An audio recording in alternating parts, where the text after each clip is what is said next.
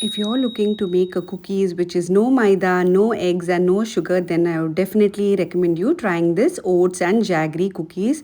It's very easy and super simple to make. In a bowl, you need to add in oats. Once you have added in oats, now I'm adding in wheat flour as well. Once you have added in wheat flour, next goes in a bit of baking powder. Please note the measurement and the ingredients are on the screen. Next, I'm adding in some cardamom powder. This gives a great flavor to the cookies. If you don't want, you can skip it. It's completely optional, but it gives a great flavor.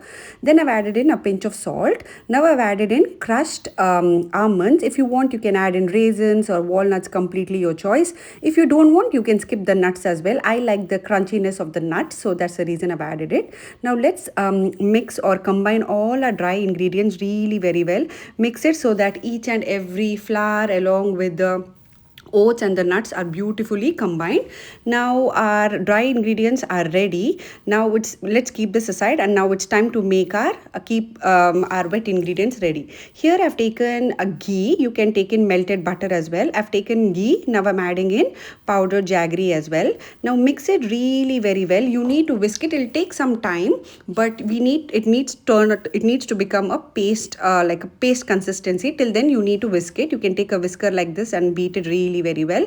And after that, in between, just add 1 to 3 teaspoons of milk as well, and then whisk it really very well. So this is our wet ingredient, so we need to whisk it till we get that paste kind of consistency. Now our jaggery paste is ready. Now let's transfer it to our dry ingredients. Now transfer this paste to our dry ingredients, and then you need to mix it really very well. See to that the wheat, the oats are beautifully combined and mixed. So we need to mix it till we get a cookie dough kind of consistency, because once that dough is ready, then we can start rolling our cookies. Now our dough is ready. Now just grease your palm with butter or ghee or oil, completely your choice, and make small balls of it, and then make a shape of your cookie. Like you can make it small, big, completely your choice.